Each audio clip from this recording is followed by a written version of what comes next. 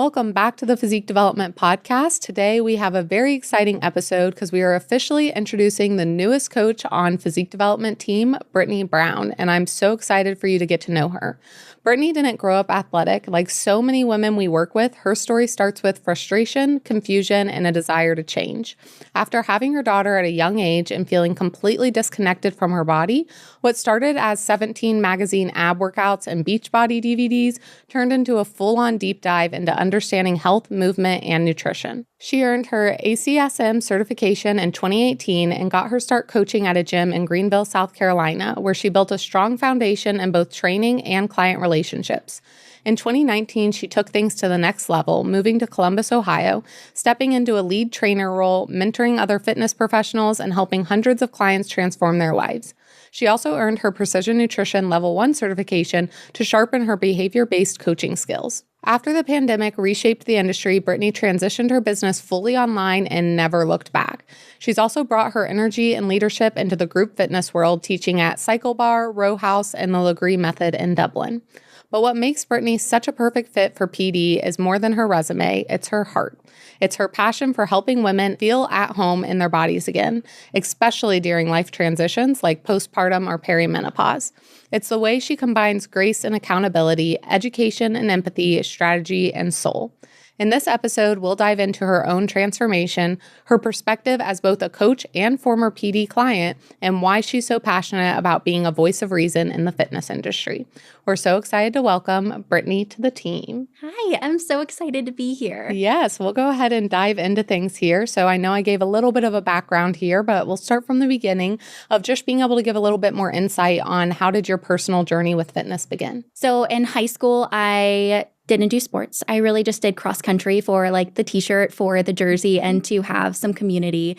But I really didn't know anything about how to properly fuel my body or what would be good cross training, how to maintain for my life and have healthy habits. I watched my mom work out, here and there. And so she was a good role model for me for, longevity. But at the end of the day, I wasn't really concerned about lifestyle. I just wanted a six-pack. Yes. So I would do the 17 magazine abs thinking like doing 3 sets of like 10 crunches was going to get me there.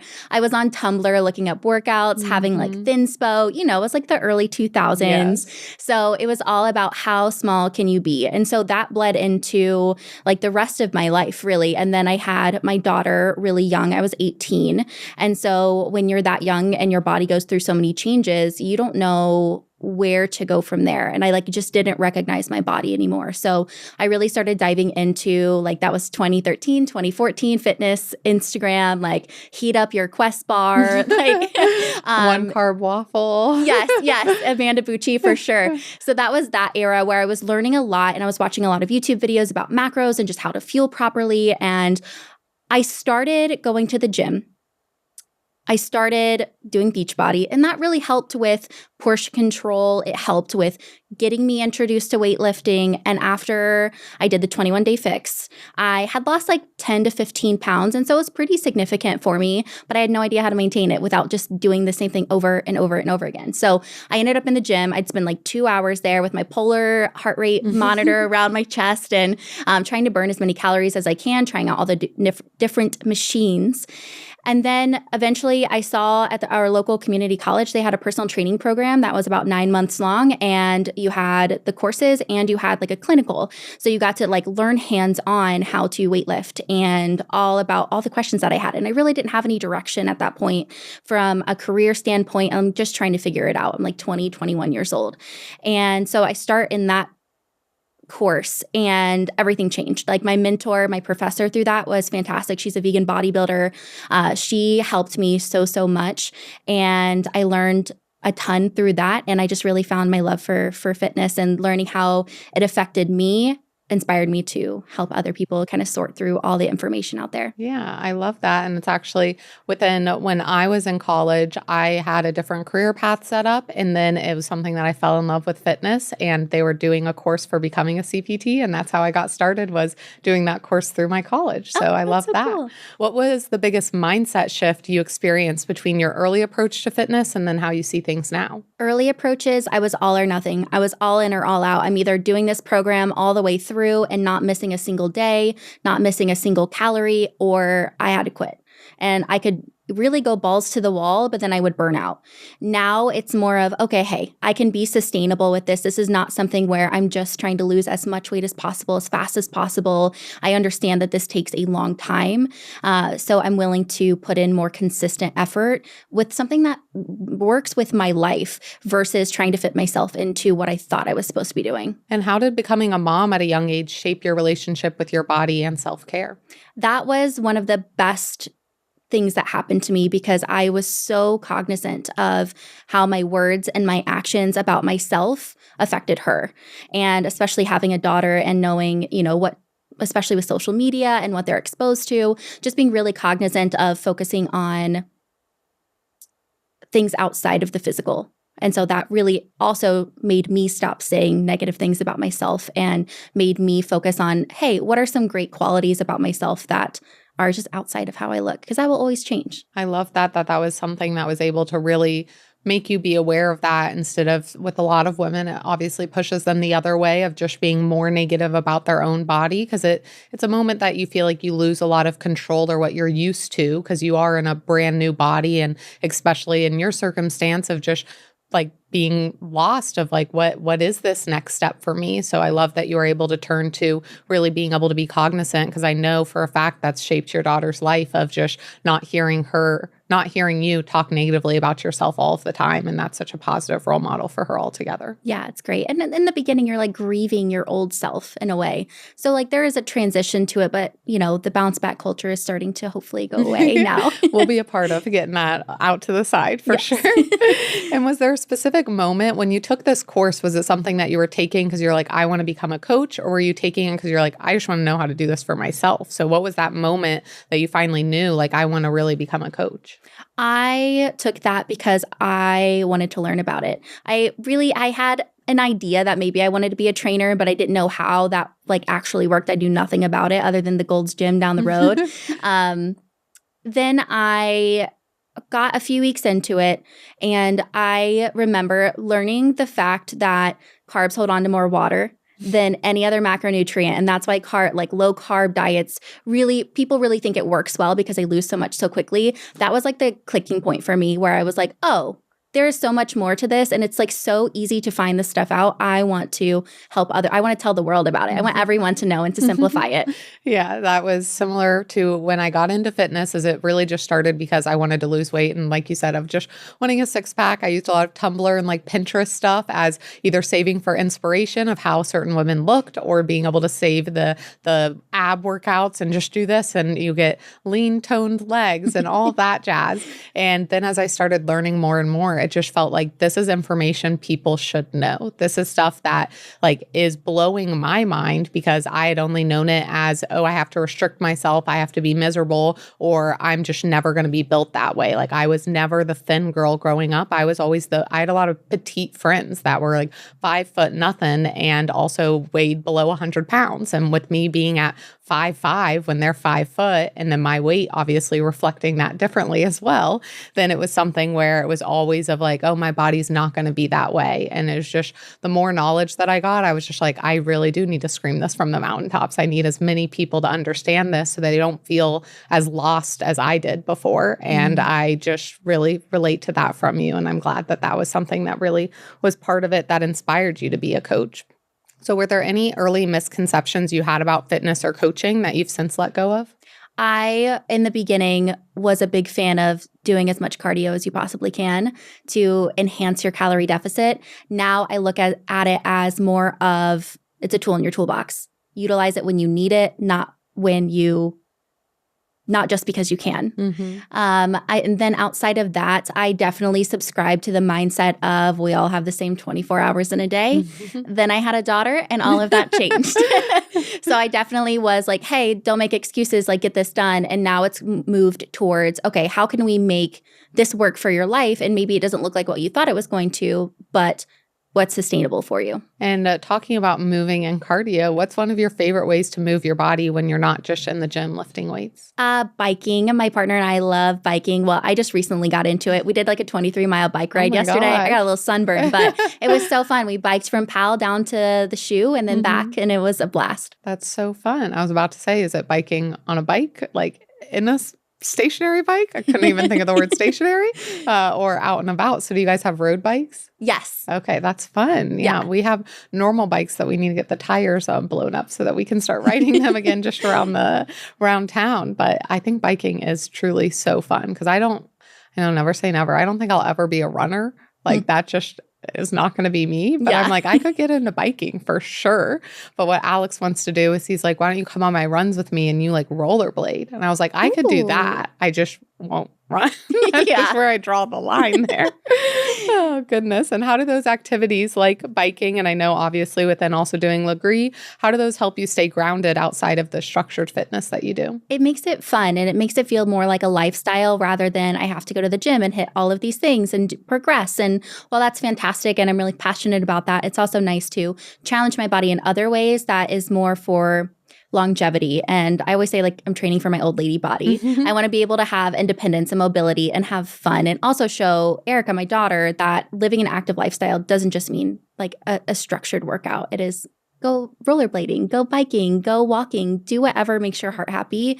And make sure you also have the structured training to make sure you can do that stuff. Yeah, because I think that what we see with clients a lot of times, and you probably experience this as well, is that they come in and if they do like to do a myriad of things, they kind of feel like they're put into a box to a certain degree of, okay, I now just go to the gym and I do this, but I don't get to do all of these other things. And so that's something where, especially with your experience, not only coaching different types of fitness, but then doing different types of fitness, it just allows us to mesh those things together within that gym movement and that quote non-gym movement to be able to make it more of a lifestyle and do things for fun and not feel like you're just, I can only go lift weights and do cardio and then come home. It's like, no, we can fit other forms of movement in there and really what makes the most sense for you. Absolutely. Yeah. So as a former emo kid and pop punk kid, are those still a part of your playlist today? Oh, yeah. I used to do emo night at CycleBar, and I'm going to get into the theme rides, or not theme rides, but I'm going to get into the theme classes at Lagree. So I'm a big I Prevail, Wage War, Day Seeker,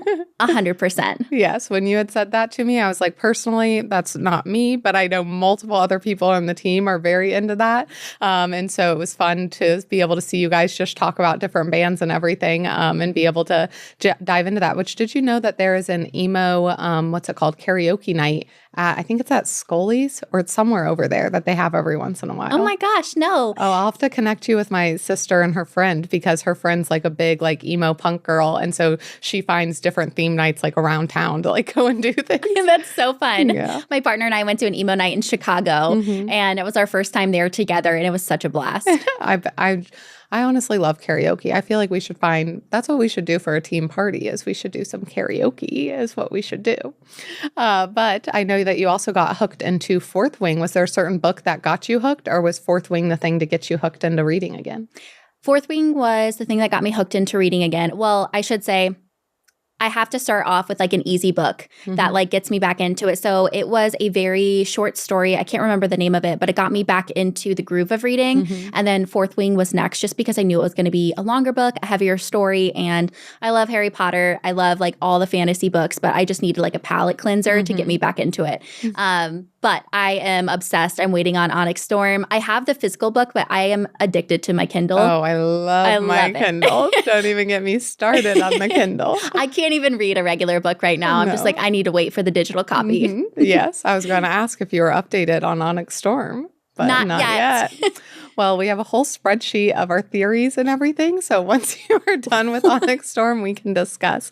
Have you read any other books past Fourth Wing, or what have you been reading recently? So I've been reading Somewhere Beyond the Sea by TJ Klune, and it's just a fun fantasy. It's very lighthearted, but also super emotional. So it's really a big palate cleanser for me before Onyx Storm because I feel like my heart's going to get ripped out. I'm just waiting for it. It will. I will need you to send me updates. That's one of my favorite things is having someone read a book that I've read and then them sending me updates because I have gotten, honestly, me and Mia have gotten so many of our clients to read the books that we're reading. And then in check-ins, they're like, oh my gosh, I can't believe this is happening. And I'm like, let me answer your check-in. Then I'm like, okay, now about books. I need to dive into this. But I've gotten so many clients to read like ACOTAR. And so like when they're getting into the journey and that's like their first fantasy book. And then they're sending all these reactions where I'm just like, keep my mouth shut because I can't give away anything. So I have the first book of that and I started to read it and I was just not in a place to like read a really heavy, like learning a ton of new names because they're all crazy and lands and all of that. But that is my next venture. Yes. Well, I'll be here to support you through it. And even that's what I did for my most recent person that I convinced to read it is I first went through and pronounced a bunch of names for her so that she had it. And I made sure I found her spoiler-free character art so that she didn't, or fan art, so that she didn't have to like spoil anything by looking something up. And like, I was like, if you have questions, just as long as you tell me where you are in the book, I'll answer it with the information I know you know up to there so that I don't end up like spoiling something for you. So if you need support, I will be that for you because I truthfully love that so much. And I know that you've been into Gilmore Girls recently. So are you team Jess, Dean, or Logan? Ooh, that's a great question. So I like Dean because he was on Supernatural. So I think I'm a little biased there because I watched Supernatural before I watched Gilmore Girls. I think I am team Dean. He's wholesome. That's the only thing. He would have been great. But Rory ruined it. I'll be honest, I haven't seen Gilmore Girls. And so I consulted someone to know what to ask in that question. But I honestly have been needing a new show just to kind of have on when I'm like cooking or something like that. So maybe I need to dive into the world of Gilmore Girls because I've heard lots of things about it. Low reps is best. High reps is best. Fruit is so it's good. Terrible for you. You should lift heavy. High reps, carbs low are weight. needed. Keto Squats for are bad for your Squats knees. are great You for your should knees. squat Knees over ass to toes. grass. It's fine. It fits my macros. Is for idiots. When there are so many mixed messages going around, it's hard to know what you should even do or focus on. But that's exactly where physique development one-on-one coaching comes in. You might have heard of online coaching or even hired a coach before, but we believe in teaching you the why behind what we do while truly taking your life into consideration. We want to train, educate, and empower you to reach your goals and help you to stop spinning your wheels and just finally feel good. And hey, we're here to help you look good too. You need you. Your health is your wealth. So join Physique Development and let us be the last coach you ever need. Going back to coaching a little bit more, what kind of clients do you feel the most aligned working with? So I would say I'm most aligned with clients who really want to know the why behind what they're experiencing and how their body can change. Because it's one thing to just like follow the protocols and see it happen. But if you don't have a deep understanding of why, then you're not going to maintain that. And in my coaching, longevity is always the goal. You know, it's important to focus on your goals now, but like we also want to do it for the long term. So that's something I'm really aligned with. Also, women who are going through transitions like perimenopause, postmenopause, there's not enough support around that right now. There's not a ton of research.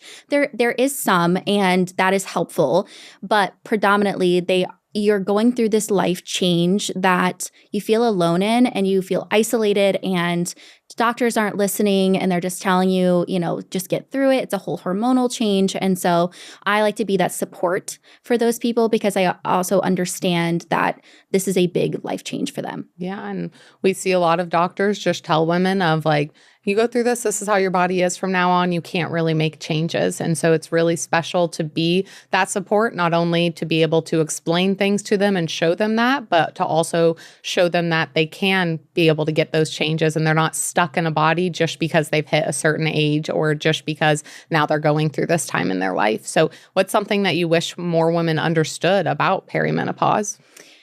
Well, I think with life changes in general, we go through different activity levels for one.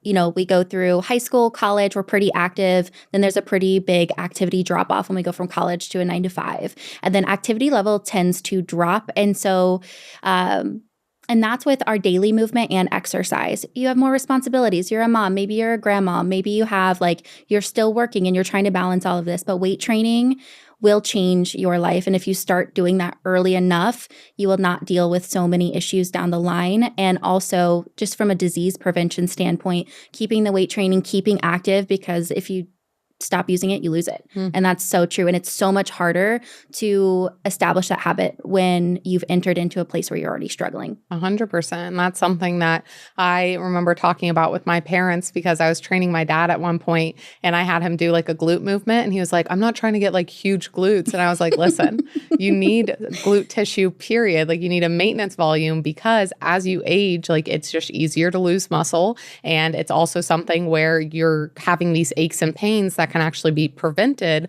by having this to support you as you go through that. And so just being able to be that voice of reason and be able to give that understanding, I find is so helpful to be able to have in place. So how do you help clients who feel overwhelmed by how much they need to fix, shift into more empowered action? So it can feel very overwhelming to think about all the things that you want to change, and being in a place where you are not happy, you're not comfortable, you want to change it all and change it all right now.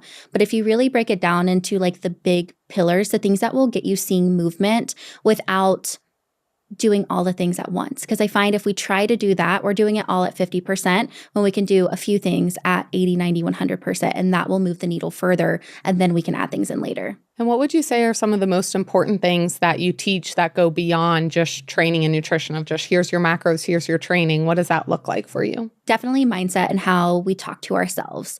I find a lot of the time we are our biggest critic. We are judgmental of ourselves. We say things to ourselves that we would never say to anyone close to us. And so my kind of philosophy is like, you can't be your biggest bully and expect to see change. And sustainable change at that. It can come from a place of feeling uncomfortable. Change starts from that. But in order to sustain it, we have to celebrate the wins along the way and recognize what we're doing really well. And so if I start to notice, habits that aren't serving you, or thoughts, patterns, beliefs that aren't serving you, I'm going to call that out, because in order to change your behaviors, it starts with your thoughts and how you talk to yourself. Oh, 100%. It's so much more than just the food and the training. It is how we are talking to ourselves and what's going on between our ears. And I think that so many people default to just, I have macros, I have the training, but it really is, what are the thoughts that you're thinking each day? What are the finality that you're putting and speaking over yourself? And how is that going to affect you? So can you give an example of how you coach someone through a tough life season without defaulting to like a just do it energy? Yeah. Or like we just all have the same 24 hours energy? Yes. So I come up with toolboxes. I really like, especially if you're going through, a depressive episode, or maybe you're going through just a really tough time in life.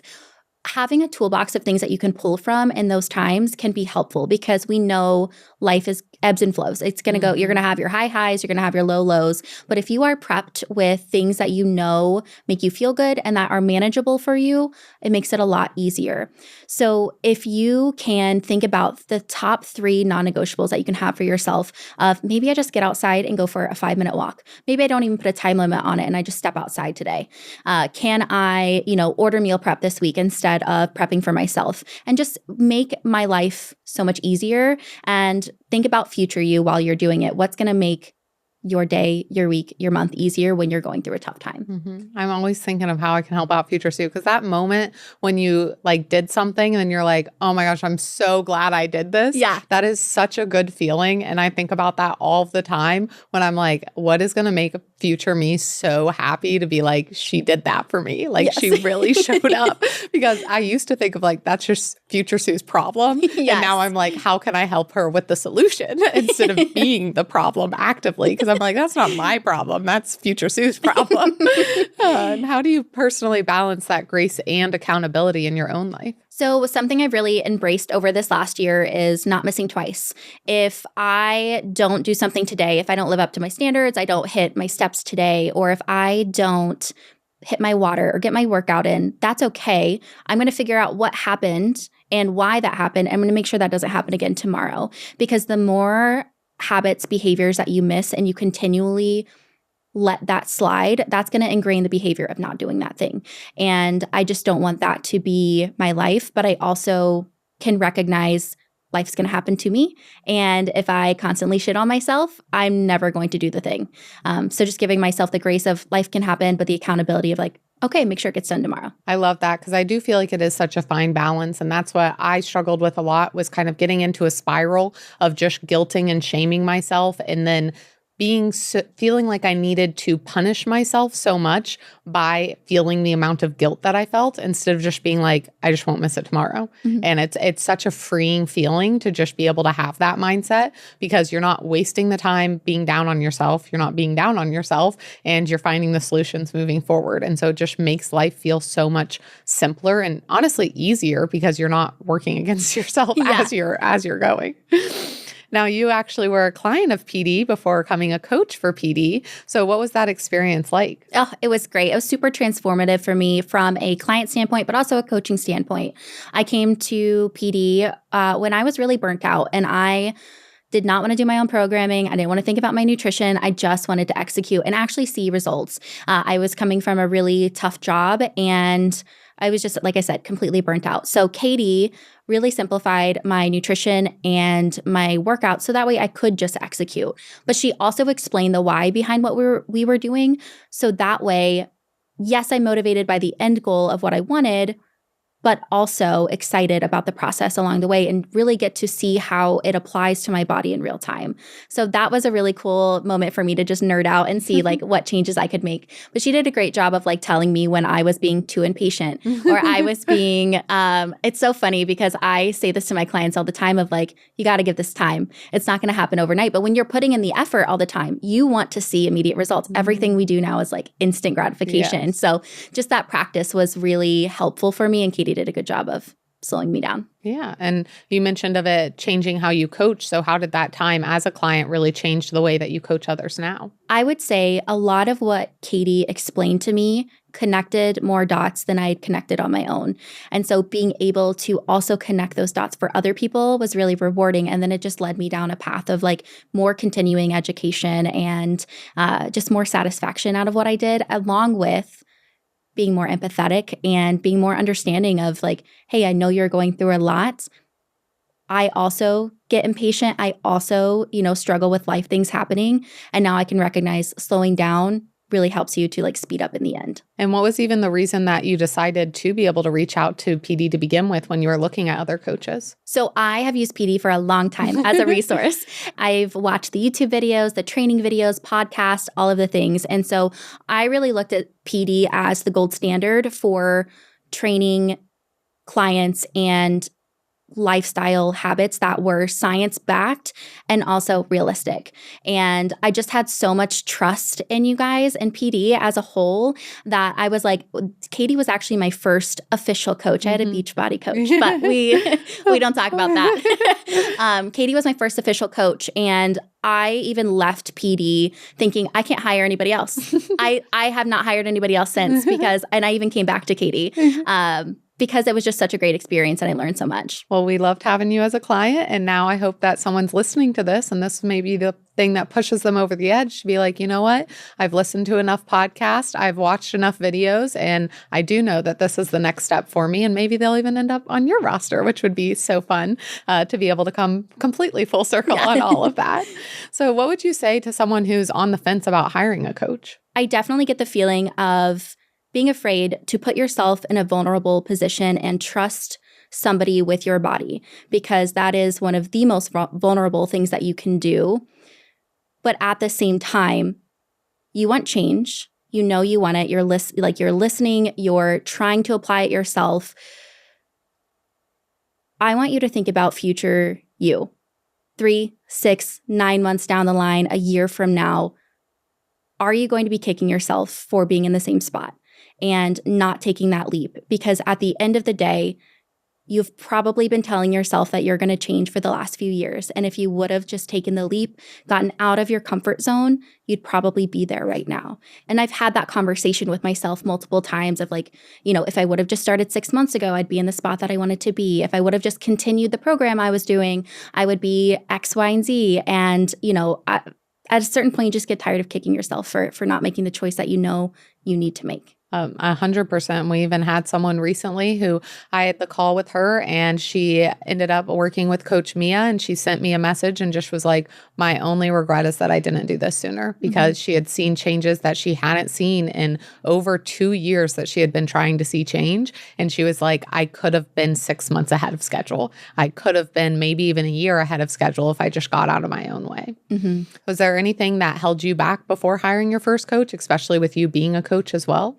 Definitely. I was scared of being put in a place where I had to change, because you have to change, that's part of it. And change can be a really great thing, but it's scary. And especially when you have that level of accountability where they're like, okay, well, why didn't you do this? Or, I'm looking for you to do this. Explain to me what happened throughout your week. And, you can't bullshit your way through that. You have to be honest with them if you actually want to see that change. And so putting myself in that position where I was forced to make different choices was really hard. And what would you wish someone had told you when you were stuck in that limbo when making that decision? Just get out of your own way. Just stop overthinking it. Just do it. So much of my fear, and I know a lot of other people's fear, comes from like the what ifs. Like, well, what if it doesn't work out? Well, what if it doesn't? You don't know that until you do it. So I wish I would have just gotten out of my own way. Yeah. I think about that a lot when it comes to what ifs, is that I'm more scared of the what ifs when it comes to like, what if it does work out? What if I do see that result, but I just never put myself in that position? Like, what if my potential goes to waste because I never took the step forward? Because you always hear people say of like, when you're on your deathbed, you're not going to think of this or you're going to think of this. But it's like, I want to be able to think that like I lived a full life in a way of like showing up for myself for the things that I wanted, instead of being so fearful to want. Because like I mentioned, I kind of had told myself, like, you're never going to look that way, and had even got to the point of deciding that I shouldn't even want for that, because that's never going to happen for me. But then me just taking the step and wanting and deciding like it was okay to want and it was okay to like have that goal, led me to where everything is today. Like if you would have told Sue about 8 or 10 years ago of like, hey, your business is going to be this, it'd be like, oh, you actually like stuck with it? Like you actually stuck with your fitness journey this time? Because I was someone who had started and stopped it because I would go all in and then fall off. I would be really good for 2 to 4 weeks and then not be really good. And it was just something that like finally just being able to like bet on myself or believe in myself that things could happen that I didn't think could happen is just so powerful. Are you sick and tired of your glutes not growing? Turning around in the mirror and seeing a board for a booty? I've been coaching for nearly a decade, helping thousands of women reach their goals. The most common goal? Grow my glutes. Women in their 30s, 40s, 50s, and even 60s able to grow their glutes with the guidance of my training programs. And for all this time, I've kept my best glute growth secrets only for my one-on-one clients. And that changes today. We just released our 12-week glute growth program in the PD training app. It is a 4-day program with exercise and volume adjustments every 3 weeks. You can easily access the program through our app and track every single workout. Each exercise will have a detailed video teaching you exactly how to perform each and every movement. And guess what? I am no longer gatekeeping. I'm sharing every single one of my best glute growth secrets inside this program. Because you are awesome and I want you to have this program, I'm going to give you $25 off, making it a fraction of what you spent at Starbucks this past month. Use code POD. The link to purchase will be in the description. Now let's get back to the show. And if someone is wanting to work with you specifically, what are some things that they can expect? You can definitely expect me to challenge your thoughts, your behaviors, your patterns, because we all have patterns we want to break. And a lot of the time, those patterns are holding you back, whether that's mental, physical, or emotional. You have things that we need to rewire. And sometimes it takes as little as me talking to you about it and you'll fix it, or let's game plan together and let's figure out how to change this. I really look at everybody on a holistic level, because yes, your short-term goals are important, but how are you going to sustain that? How are you going to live your life here instead of just like shoving yourself into that little box we talked about? How are you going to take this and use it for the rest of your life? That's exactly what we want to be, is the last coach that someone ever needs, and being able to set them up for that altogether. So But then you talked about of like the not wanting to miss twice. What would you say to a client who did miss twice, or maybe they missed 5 times? How do you help them really reset, especially without that shame involved that a lot of people think is what happens with coaching? And I won't say that it doesn't happen with coaching. I will say it doesn't happen with good coaching or correct coaching. Like, I don't think that there's any like space for true shaming of the client. Like, there's research also that shows like that doesn't actually come with long-term sustainable change, and it doesn't come with the change that you actually want to make because you've associated it with shame. And so how do we go about that without shaming people? So the first step is getting curious, and definitely not shameful, because we all, again, do that enough to ourselves. Let's figure out, one, is the goal too lofty for the season of life that we're in right now? And do we need to make adjustment to the goal? Or is this something where we can fit it into your life in just maybe a different way, in a more creative way than we're thinking about right now? And so it's never something of like, you didn't do this, so you're a bad client. It's, you didn't do this, how can I help you either make this work, or what do we need to change to get there? I love that. And I wanted to go into just some more fun things so people could get to know you a little bit more. So what is your go-to coffee order? Ooh, vanilla sweet cream cold brew. Oh, you had it ready to go. Yeah, I did. Oh, are you an early bird or a night owl? So I'm a night owl by nature. Mm-hmm. I am trying to be an early bird. So it's actually going pretty well for me right now, but I love the nighttime. Mm-hmm. I'm like I don't know what I am. People are always like, well, I'm not a morning person. And I wasn't ever before. I just, with work, I specifically like being able to like get a bunch of things done in the morning. Mm-hmm. But that's where I'm kind of both, is like, then I just want to stay up late and like chill. So that's where, but I also love the middle of the day, but I can't be all three at the same time. Yeah. So I get stuck in that. What's a movie or show that you can quote entirely, or like is your comfort show or movie? Ooh. Schitt's Creek for sure. Mm-hmm. I love Schitt's Creek. And Supernatural was a really big one for me too. I feel like I'm missing a big one. Oh, Glee. Glee, 100%. That's the one. That's the one. Yeah. Are you a Parks and Rec girly at all, or Office? I never saw it. Oh. I couldn't get into The Office, but I have heard past season 2 it gets better. Mm-hmm. Like, or you can skip season 1 and 2 and go into 3. Yeah. Well, But I like the backstory. Yeah. Yeah. It's like one of those things of like, once you've watched it, now you like the earlier seasons because they're not only nostalgic, but because you know the characters and everything, it's kind of like funny to watch. So when people are like, oh, the first season sucked, or I just skipped to this, I'm like, those are some really funny episodes. But, different strokes for different folks, Yes. of course. It's not that big of a deal. Is there any weird food combo that you love? I am a plain Jane. I always joke about this, but people will say I don't like flavor because I don't put sauces. I will sometimes, but I want it to be like a singular sauce. Uh-huh. But my boyfriend is a chef, so he has opened my eyes a little bit. Like, I have done pork katsu, and I've tried pesto, not a big pesto girly. So I'm pretty plain Jane. Mm-hmm. I would say chocolate and peanut butter is about as wild as it gets. What is your like go-to like sauce then, or seasoning? I do like seasoning. Go-to sauce. Like queso. Do you like ketchup? Like Oh, yeah. Okay. So I like the normal condiments, okay. like ketchup, but I'm thinking like sriracha. Mm-hmm. I don't even know. I'd Yeah, say yeah, barbecue. Name a sauce.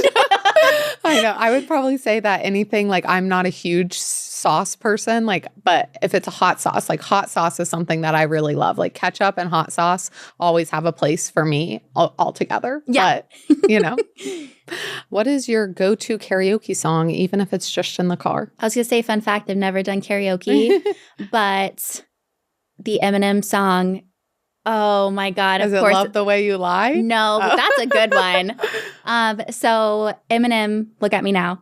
No, it's Chris Brown. Obviously, we're big music buffs. Yes, here. obviously. Ask me about an artist, I have no idea. Yeah. I'm like, I heard it once. Yeah.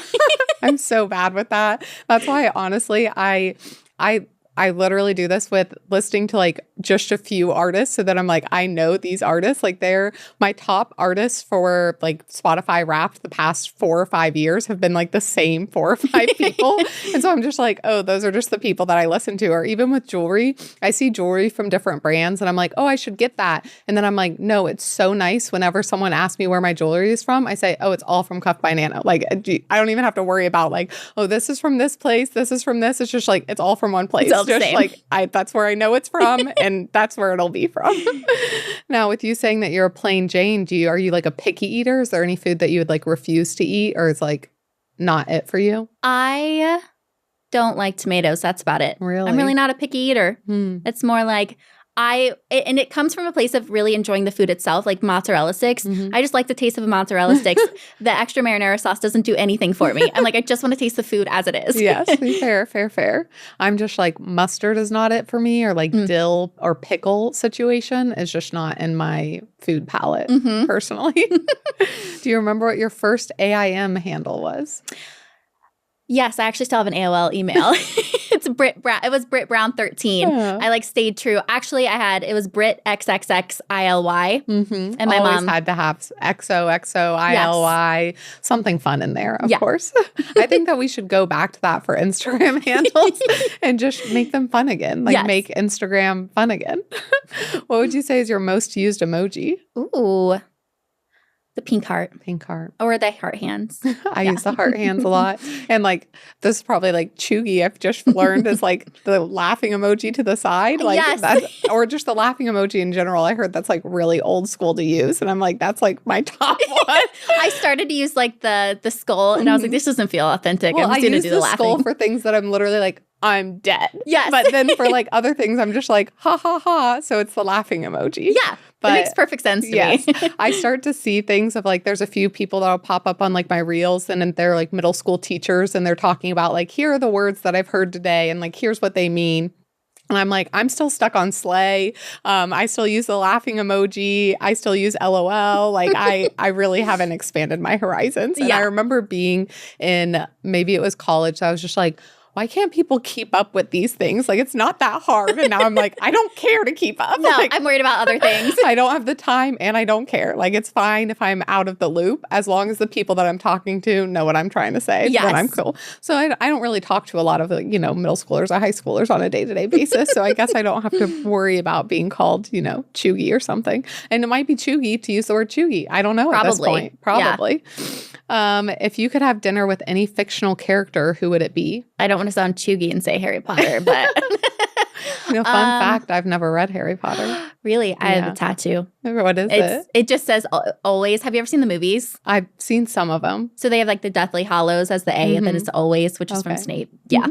I'm thinking of doing a reading of them. So the reason I haven't read them is because growing up, my parents were very anti-magic, which is so funny because like all of the books I read now have magic in them.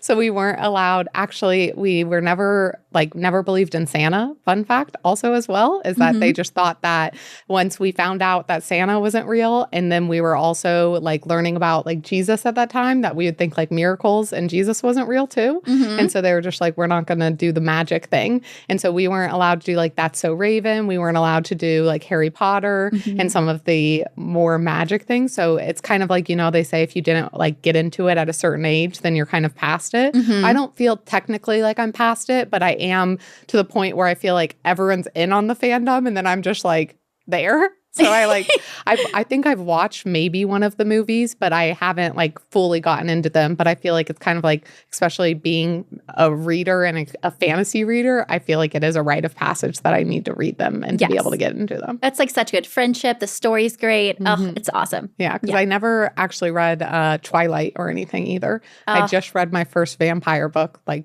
this month. So I was big into Twilight. Now we watch it for satire. Yes, which is what I tell myself sometimes when I'm watching certain shows. And I'm like, no, wait, I actually enjoy this. Oh, my goodness. And then what is your guilty pleasure song? Ooh, I still really like Call Me Maybe by Carly Rae Jepsen.